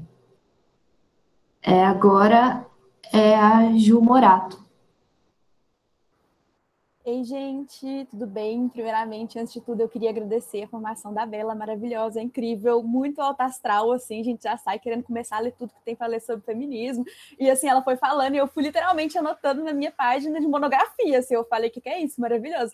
E, então, primeiro isso, maravilhoso, eu gostei muito da sua construção, porque eu acho que é importante a gente, quando a gente quer construir um feminismo brasileiro, a gente quer pensar isso na teoria, a gente precisa não completamente menosprezar as formações que são mais eurocêntricas, assim como a da Simone, que por mais que seja super revolucionária, tem uma perspectiva um pouco mais eurocêntrica, mas a gente precisa pegar esses debates justamente inserir na nossa realidade. Aí eu gostei que foi ficando cada vez mais próximo da gente, cada vez mais próximo de um feminismo brasileiro, e eu acho que o feminismo brasileiro ele tem uma tarefa extremamente difícil, porque a gente tem uma formação social, econômica, histórica muito diversa, então faz com que a gente tenha mulheres aqui, mulheres em situações super diferentes, super múltiplas, e a gente não pode homogeneizar esse debate, então é super complicado e super delicado levar isso para a teoria e para a prática também. Eu gostei muito da fala da Carol, porque eu acho que muitas vezes, eu pelo menos, que sou muito assim acadêmica, eu acho que a gente mantém muito esse debate encastelado no ambiente universitário, ou talvez na teoria. É claro que é muito importante a gente pensar uma teoria para um feminismo verdadeiramente, essencialmente brasileiro,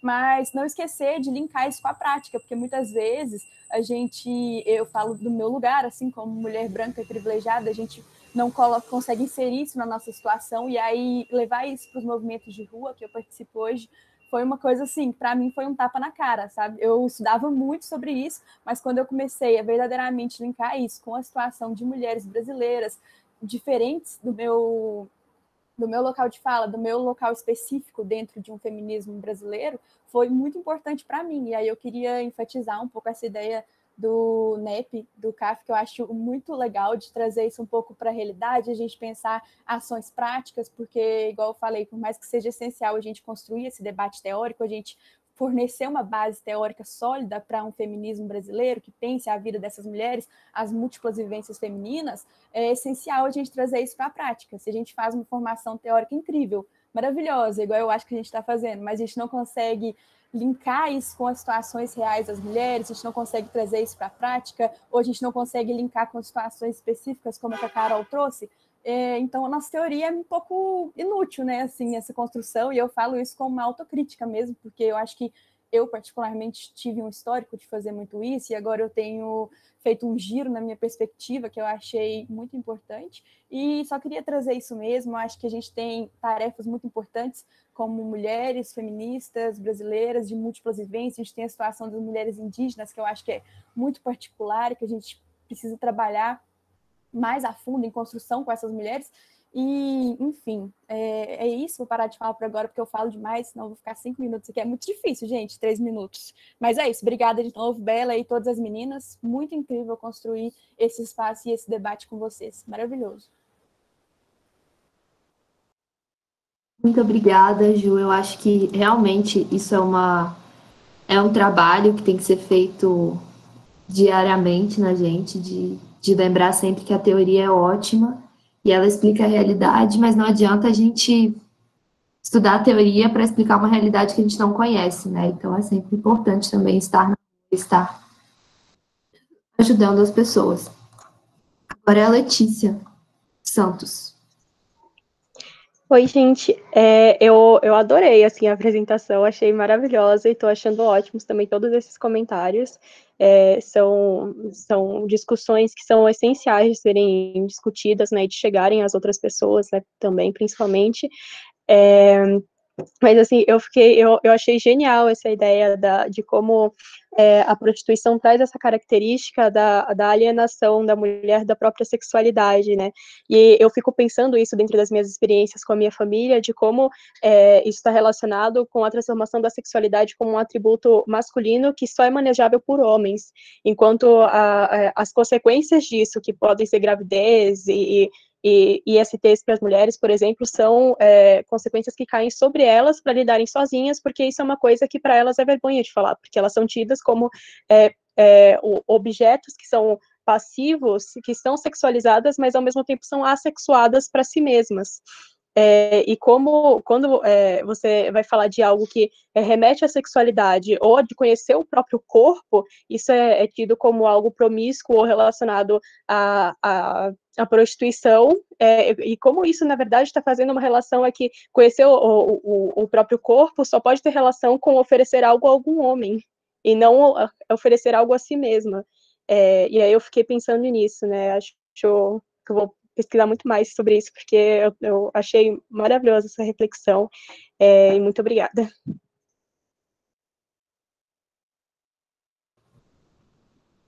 Valeu, Letícia, muito legal. Agora, na última inscrição que a gente tem aqui é a da Lara. Aí, quem quiser se inscrever, manda no chat, que aí, se ninguém mais quiser falar que ainda não tenha falado, a gente vai começar a rodada de reinscrições, que aí a Ju, a Carol e a outra Júlia já se reinscreveram aqui. Então, vai lá, Lara. Oi, gente, boa tarde. Primeiramente, eu queria agradecer pela Bela, amei muito. E também a vocês, né? Tanto a Clara quanto a Júlia, por toda essa organização, eu acho incrível. E aí, eu tinha um monte de coisa para falar também, mas eu acabei lembrando de experiências pessoais. O que a Carol falou me impactou muito. E ao longo do livro da Angela Davis, o início ali também eu achei muito triste, falando também a respeito das pesquisas, que não são ainda marcantes, principalmente no que se diz respeito às mulheres negras.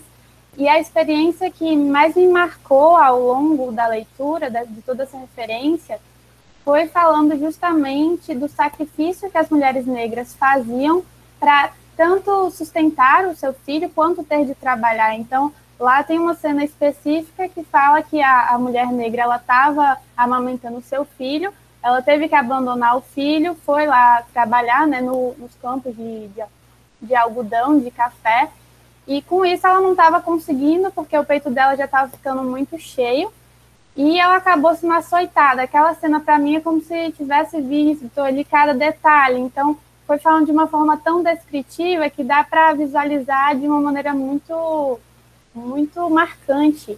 Falando que o leite dela tinha caído, ela foi açoitada, e é um sofrimento tão grande, você acaba realmente adentrando ali naquele cenário e entendendo que quando a gente fala realmente do que Bela tinha falado, que não é um recorte, é uma centralidade, vem também o que Júlia disse a respeito do feminismo decolonial, né? Então, até que ponto a gente está vendo o feminismo civilizado no que se diz respeito a esse lado eurocêntrico e indo realmente para a raiz, para a essência, que é tentar englobar todas essas mulheres, todas essas pessoas que deveriam realmente ser visualizadas e não excluídas do próprio movimento.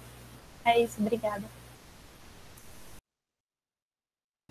Obrigada a você, Lara. Eu estou aos poucos perdendo a voz, acho que vocês estão acompanhando esse processo. Agora a gente tem uma inscrição da Simone.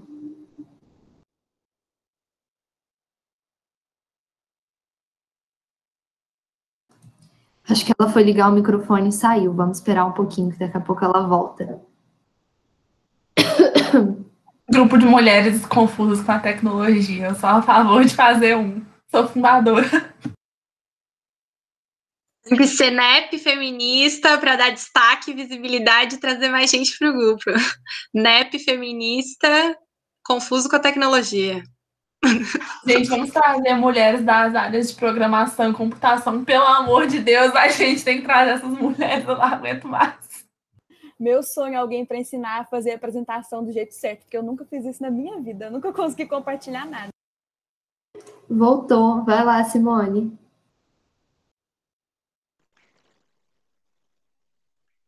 Oi, gente, boa tarde, parabéns desde já a Bela pela fala que foi muito coerente, né, com a temática da questão das mulheres em geral, né, e a fala de vocês me fez refletir acerca das mulheres da periferia, né, o quanto as mulheres da periferia, elas sofrem, né, com a questão do racismo ambiental e da exclusão social, né? Nós sabemos que a maioria das mulheres que vivem na periferia são mulheres negras, né?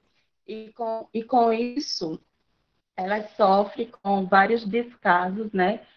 E nesse sentido, eu quero trazer só a reflexão, né? O quanto a divisão de classe, né? A luta de classe, a opressão oprime, né? Essas mulheres, né? Porque elas são, infelizmente, elas são vistas como mulheres que não têm valor nenhum na sociedade, porque vivem em situações de descaso social, porque em muitos bairros periféricos onde moram essas mulheres, elas não têm uma saúde pública de qualidade, elas não têm acesso a uma moradia digna, né, de ser humano, e também elas vivem com descaso total do Estado em relação à sobrevivência, né? Muitas dessas mulheres, elas são desprovidas, né, de educação, porque não tiveram oportunidade, né? Porque o seu histórico de vida, a sua luta não permitiu que elas tivessem essa oportunidade. E na atualidade ainda persiste, né, o descaso em relação a várias problemáticas que essas mulheres enfrentam, né? Vocês colocaram, disseram aí, relataram em algumas falas eu pude perceber o quanto essas mulheres que moram na periferia, gente, elas são excluídas de tudo, infelizmente, né? São excluídas da sociedade em relação a tudo, né? Então, são vistas como mulheres, né, que sem valor nenhum, né? E aí, e a gente, como ser humano e como pessoas, né, que estamos estudando, percebemos o quanto a mulher ela é oprimida, né? E especialmente as mulheres que moram na periferia e as mulheres negras, né, que não têm acesso, infelizmente, à dignidade humana, essa dignidade está escrita que a lei diz que todos nós somos iguais, que todos nós somos iguais pela lei, e quando a gente vai ver na prática, essa igualdade não existe, né? Essa lei, ela privilegia uns e outros ela discrimina, outros elas oprime, e aí a gente, né, infelizmente a gente vive numa situação, a gente visualiza uma situação em que a teoria diz uma coisa, né, e na prática, quando a gente vai ver, quando até a Carol, não sei se foi a fala da Carol, que me tocou bastante em relação a essa mulher, né, de tantos filhos que infelizmente ela é jogada à própria sorte, né? Não tem o apoio que deveria ter do Estado, porque isso compete ao Estado, né, amparar essa mulher, e ainda a sociedade exclui essa mulher e os filhos que ela tem. Então, veja em que mundo nós estamos. Então, a gente não pode achar, gente, que essas coisas são normais, porque não é normal. O ser humano precisa ser valorizado, independente de qualquer coisa, o ser humano precisa ser valorizado, precisa ser respeitado. E quando a gente vê um descaso desse como ser humano, a gente vê que a vida, infelizmente, não está valendo nada para essa sociedade. Então, a gente precisa refletir que sociedade nós estamos. Será que nós estamos com uma sociedade realmente que está querendo valorizar a vida, que é a mais importante? Ou está querendo só valorizar o dinheiro? Será que essa senhora ela não está sendo valorizada porque acha que ela não tem nada para oferecer? Esses filhos não têm nada para oferecer para essa sociedade, né? Sociedade capitalista que só vê o dinheiro, só vê o material. Então, gente, é só essa reflexão. Quantas mulheres da periferia elas são excluídas, são discriminadas e elas são vitimizadas de tantos descasos social e vítimas do Estado também. Então, quero agradecer e parabenizar as falas de vocês. Muito bom, Simone. Gente, vou assumir a mediação, tá? Não tô passando na frente a reinscrição. Não, essa fala da Simone é eita, gente, poderosa. Ia falar anuíssima.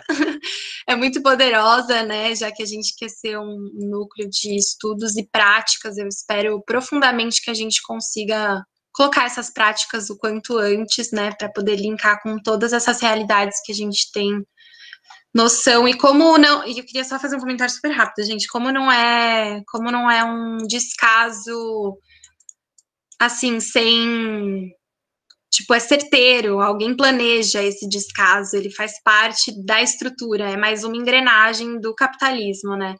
Então, gente, passando aqui a fala da Carol. Carol, fala é tua. Oi. Meu, a Bela conseguiu fazer a minha cabeça ficar, tipo, louca. Não paro de pensar agora, meu Deus. Mas aí eu também pensei na. Acho que também foi da. Não lembro se foi da Simone ou se foi da Angela Davis.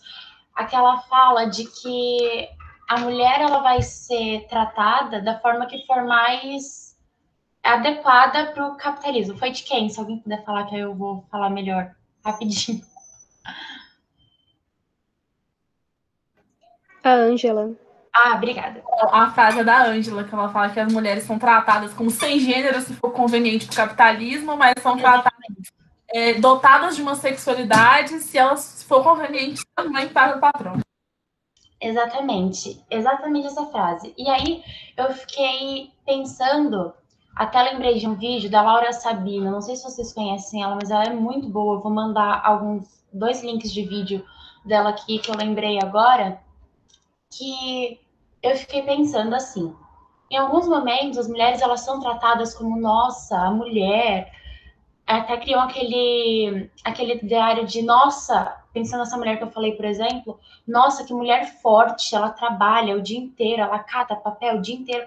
Gente, ela não é forte. Ela, claro, ela é forte, mas isso não é uma coisa que deva ser, nossa, um exemplo, porque, gente, essa mulher, ela sofre, essa mulher, ela não tem nenhum tipo de assistencialismo, ela não tem nenhum tipo de direito, isso não é uma coisa pra gente se admirar. E aí, eu lembrei também desse ponto do vídeo da Laura Sabino, que ela fala assim, a gente, às vezes, banaliza o privilégio, achando que o privilégio é você ter onde dormir, é você ter o que comer, mas isso é um direito básico que a gente precisa ter. Então, quando você escuta, por exemplo, uma CEO de uma grande empresa, tipo a dona da Magazine Luiza, dizendo que o homem branco hétero é privilegiado, a gente percebe que, na verdade, não é exatamente o homem branco hétero que é privilegiado em todos os sentidos, mas que ela, por exemplo, é extremamente privilegiada, ela é uma das pessoas mais ricas no país. E mesmo dentro da loja dela, existem mulheres, assim como existem homens, fazendo hora extra em jornadas insanas para ter o que comer. Então, nesses momentos em que a pessoa precisa trabalhar de forma insana para mover a economia, para sustentar o capitalismo, ela é tratada com igualdade, ela trabalha tanto quanto um homem. Mas, quando ela vai ser contratada, por exemplo, aí fala, não, ela é mulher, então ela tem idade próxima de ter filhos, ela é mulher. Então, enfim, eu não sei se eu fui muito clara, acho que já acabou o meu tempo, mas era esse ponto que eu tinha pensado, de como a mulher, ela é, de fato, tratada da maneira que for mais conveniente para o capital.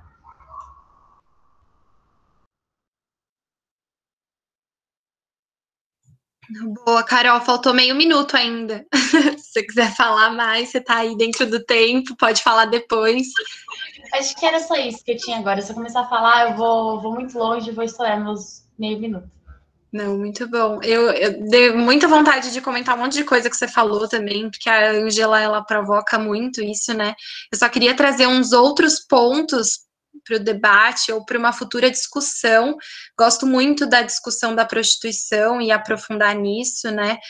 E a Bela, ela traz uma visão muito interessante sobre essa questão da alienação da mulher e da sua sexualidade, e esse viés tanto econômico como um viés sexual, como ele está interligado, é muito instigante. Eu acho que isso também é uma coisa para ser tratada, porque nós temos diferentes bagagens aqui, cada uma tem a sua concepção de feminismo, e dentro da prostituição também tem essa discussão do feminismo, né? Se eu não me engano, no meu ponto de vista, assim, é uma das discussões que gera mais atrito do feminismo.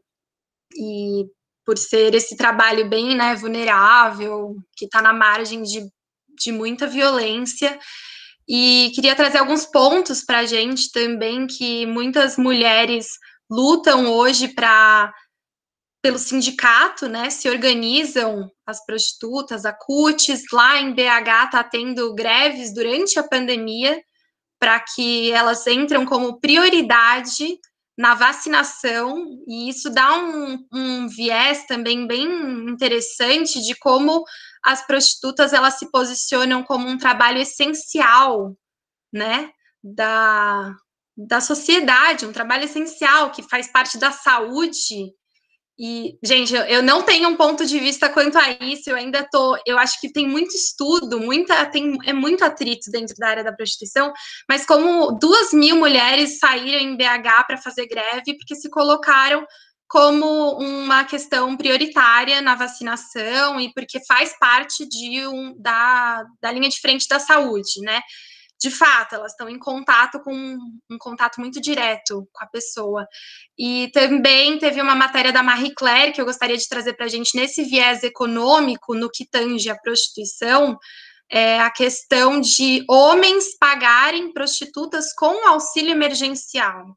Fiquei boquiaberta com essa questão. A Marie Claire, depois eu mando para vocês a entrevista, mas uma das prostitutas mostrou isso e disse que está sendo comum essa prática e o número de... Gente, eu estou estudando muito sobre a prostituição, tá? O número de demanda nessa área cresceu na pandemia, o que acho que é uma coisa para a gente refletir também. Queria só trazer esse viés da prostituição, tá?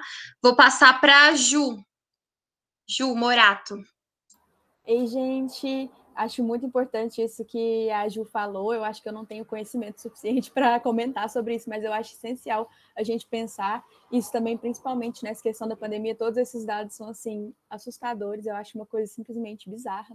Mas uma coisa que eu queria comentar também com vocês, assim, que eu pensei muito quando eu ouvi a fala da Bela, é sobre uma construção de caminhos alternativos, assim, para um feminismo brasileiro. Porque quando a gente pensa na teoria, eu acho que é importante a gente não só entender a nossa realidade, entender onde a gente está, mas aonde a gente quer chegar. E eu acho que, principalmente, esse caminho e esse aonde a gente quer chegar é um ponto de muita divergência, assim, dentro do feminismo, e a gente tem várias correntes e tudo mais. Eu não tenho uma opinião formada sobre isso, mas eu queria aproveitar esse espaço, assim, de debate, de construção, de aprendizado com tantas mulheres incríveis que eu acho que vão poder me auxiliar muito nisso.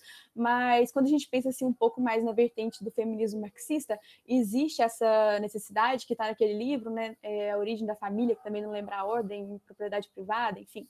E aí a gente pensa muito, o que o Engels faz para a gente é que a emancipação feminina ela tem que acontecer essencialmente com a eliminação da família individual. Então seria justamente conversando um pouco com aquilo que a Clara falou, aquilo sobre a socialização do cuidado, mas eu acho que no Engels, assim, isso é levado um pouco mais ao extremo, no sentido de pensar que os filhos, toda essa mão de obra, essas pessoas, eles vão ser criados conjuntamente em uma sociedade, então é levado um pouco mais além do processo das creches e tudo mais. E aí, pensando um pouco nisso e dialogando um pouco com o que a Bela falou sobre o feminismo radical, que eu não conheço tanto, mas eu acho interessante, assim, porque o que o Engels fala é justamente a anulação dessa família e as crianças criadas de uma maneira conjunta, de uma maneira ali em sociedade e tudo mais.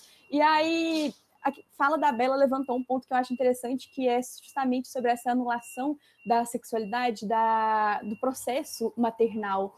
Eu realmente não tenho um ponto assim sobre isso, eu não sei muito bem o que pensar, porque ao mesmo tempo que eu acho que é essencial esse cuidado ser socializado, e o Estado tem um papel muito fundamental nisso, a gente tem que pensar que as mulheres precisam se libertar desse papel, dessa função reprodutiva, unicamente nessa questão de serem apenas mulheres que vão gerar filhos e mais filhos, e na verdade não filhos, né, mão de obra para o capital, mas ao mesmo tempo eu penso se essa completa socialização das mulheres e essa completa socialização dos filhos não seria uma negação da maternidade como maternidade em si, não como um processo só de reprodução, de gerar mais filhos, mas esse processo de cuidado, que eu não entendo muito, porque eu sou uma mulher que absolutamente não tenho essa tendência maternal, eu acho, mas eu acho que é muito importante a gente pensar nisso numa questão toda brasileira, e aí eu não consigo chegar muito bem a uma conclusão sobre o que seria, então, uma alternativa do feminismo. A alternativa seria a socialização desse cuidado pelo Estado de uma maneira mais radical, de uma maneira que realmente não exista esse núcleo individual-família, porque a gente entende também a família como um lugar onde acontece a exploração de gênero e a exploração econômica, então realmente cumpre um papel muito importante na estrutura social.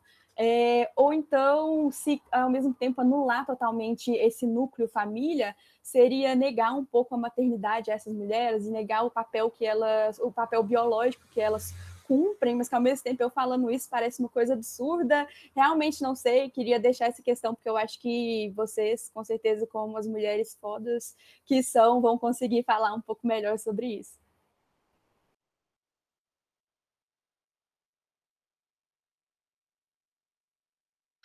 Boa, Ju.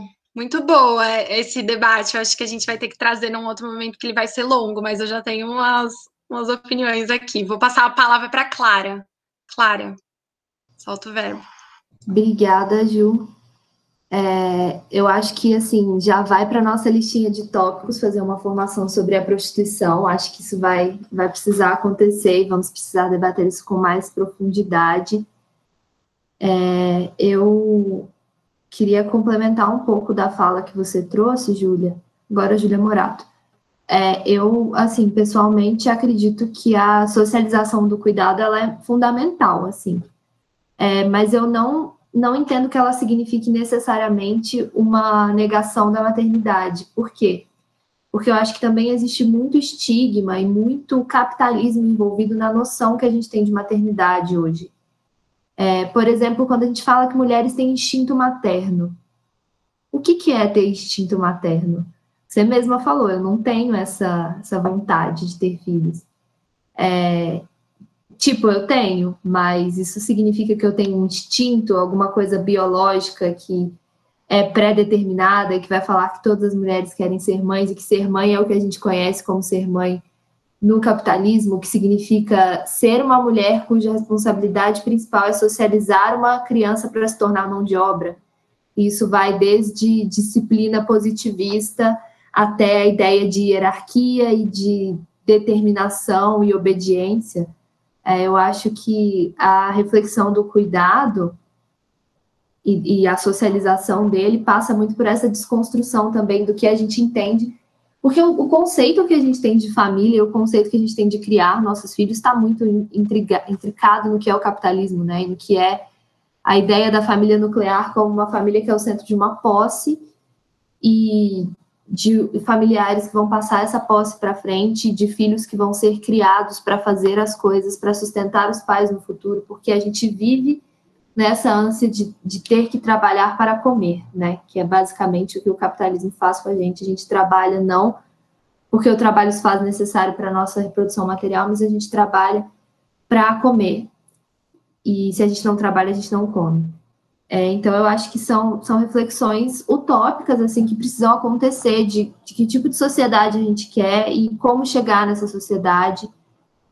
E, de novo, trazendo aqui o que o que a Ângela traz no fim do texto dela, de uma sociedade com cuidados automatizados, uma sociedade em que isso pare de ser uma responsabilidade única de mulheres que ocupa grande parte da vida delas. Eu acho que é isso que é a questão aqui.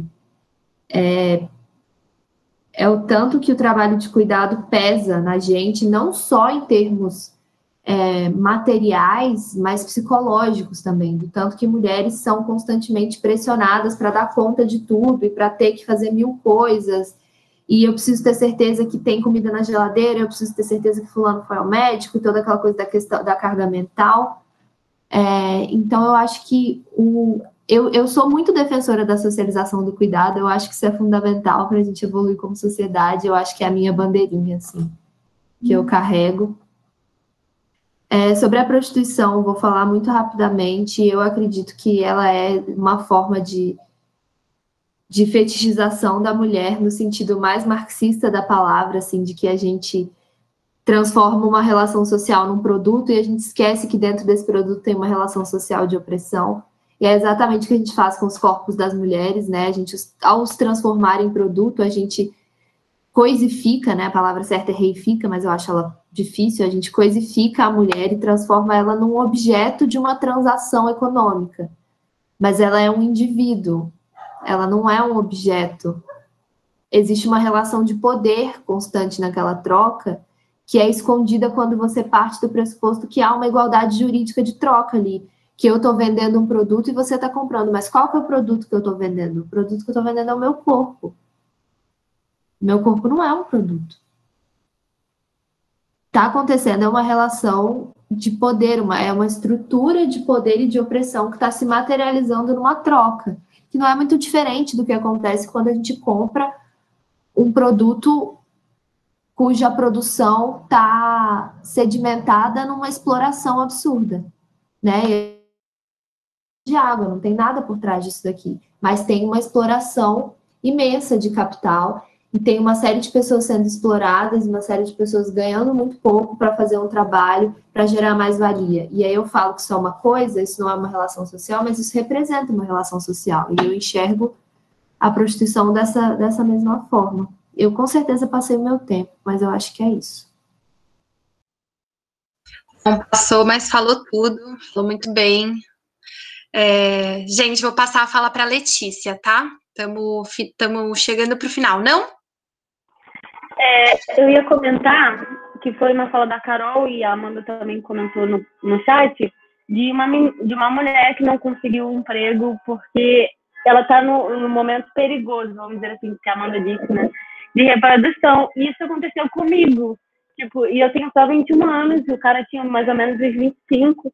E ele perguntou se eu tinha filho, ou se eu pretendia ter filho, alguma coisa do tipo, porque a minha idade era muito perigosa para eu entrar no mercado de trabalho. E foi muito chocante, porque tipo assim, ele é da minha geração, e ele trazia uma fala assim, com a maior liberdade do mundo para falar isso, sem o menor problema. Aí eu queria trazer esse exemplo para complementar a fala da Carol. Mas a Amanda comentou no grupo, aí eu não achei mais necessário. Uhum.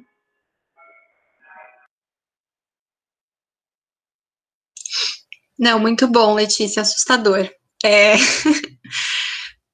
Gente, então, a gente encerrou as falas por hoje, acho que foi uma reunião bem longa, né, já até escureceu, tô meio escura aqui, a gente pegou no final da tarde, mas foi muito legal, né, a gente conseguiu discutir bastante, acho que tem aí um grande caminho para percorrer, muitos temas. A gente já tem um terceiro tema, gente, que foi votado naquela. Vou só introduzir umas questões finais para a gente poder amarrar e vir no domingo que vem, né? Já bem.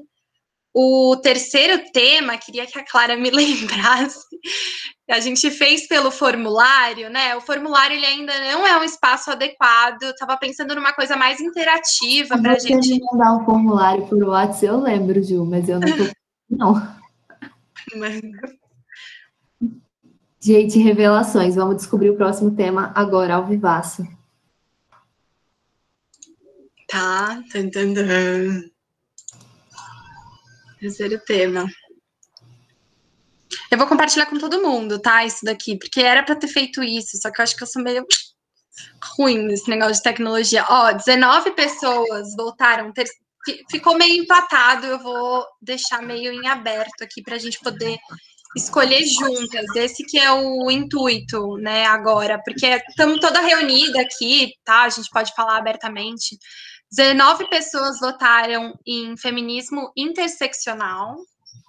Bom, trazer esse ponto mais aprofundado, e 18 pessoas em trabalho de cuidado, porque tem muita coisa, tipo dados, né, então trabalho de cuidado, 18. E aí, gente, a proposta é a seguinte, na primeira formação, como é uma coisa feita por todas, né, para a gente poder colocar a mão na massa, poder dividir, poder trocar, poder ser um ambiente mesmo compartilhado, esse é o intuito, né, tipo, eu não sou formada, em sua maioria aqui é jovem, a gente está aprendendo junto. Eu e a Clara, a gente trouxe no primeiro encontro o tema, a Bela trouxe a formação nesse, e aí queria saber se alguém tem vontade de falar, ou de estudar, ou de trazer pontos para uma discussão no próximo domingo. E aí, sobre qualquer um desses 2 temas que foram mais votados, eu acho. Aí, quem quiser ver qual se sente mais confortável de trazer. E não precisa ficar preocupado, tá, gente? De, eu não sei fazer, eu não vou conseguir. A gente vai acompanhar tudo sempre e qualquer dúvida que tiver também a gente ajuda, que é para isso que serve o GT de Formações e Formulações que eu coordeno, então tenho certeza que vocês não vão estar desamparadas para realizar esse trabalho. Eu queria fazer uma fala bem rapidinha de dois assuntos. Eu acho que o trabalho de cuidado, como formações, né, elas são geralmente dadas por 2 pessoas, eu que monopolizei o espaço. Eu acho que esse trabalho de cuidado, a gente pode ver eventualmente alguém que se interesse pelo assunto, mas também a Carelise, porque eu lembrei dela, mas que ela não esteja presente hoje, é o assunto que ela trabalha, tipo, na especialização dela, mestrado, doutorado e tal. Então, acho que é alguém que tem muita propriedade para trabalhar essa questão. Era só sugerir ela. E, assim, eu sei que vocês podem cansar de ver minha cara. Não sei como é que é a política do Cássio sobre monopólios de espaço. Mas, assim, sobre prostituição, eu tenho uma visão parecida com a da Clara. Eu vou por duas análises, tanto uma análise marxista quanto uma análise radical da questão da prostituição. E, assim, eu acho interessante, talvez, também me candidatar para poder falar sobre isso, caso não tenha alguém, obviamente, né, que ainda não tenha feito uma formação e tal, que queira falar sobre isso. Mas é um assunto que eu gosto muito de trabalhar, mas eu queria recomendar a Carelise para a gente falar com ela no assunto de trabalho de cuidado, porque eu acho que ela pode ser alguém que traz isso muito bem. Podemos, e assim, a ideia é que as coisas sejam feitas em dupla, é que dessa vez a gente atrasou mesmo, a gente não, eu que atrasei mesmo, eu atrasei tudo e aí não deu tempo de chamar outra pessoa. Mas às vezes tem alguém que não domina tanto o tema, mas gostaria de ajudar para compor essa dupla. Assim, se ninguém falar que agora tá tudo bem também, a gente acha uma pessoa, tá? Não precisa falar agora, pode chamar no WhatsApp depois, tá tudo certo. Boa, gente. Não, acho que é isso. Vamos levando. Queria também falar de um outro ponto importante para a gente. Hoje a gente começou às 4 e foi decidido que era às 4, né? Mas por outros encontros do coletivo interno, eu e a Clara, a gente queria saber se teria algum problema entrar às 3, a gente mudar o NEP para as 3 horas. Se for, a gente pode fazer isso de alguma outra forma, não sei, votação, ver se é um horário adequado para todo mundo. É isso.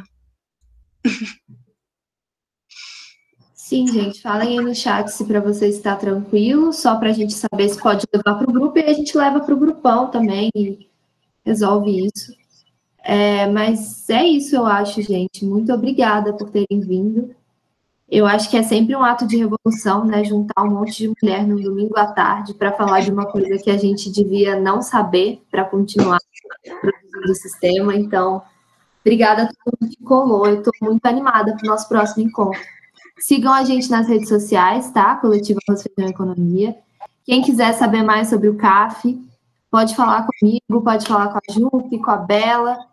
A gente tem vários espaços abertos a todo mundo que queira crescer e se formar mais em economia e economia popular, não só economistas.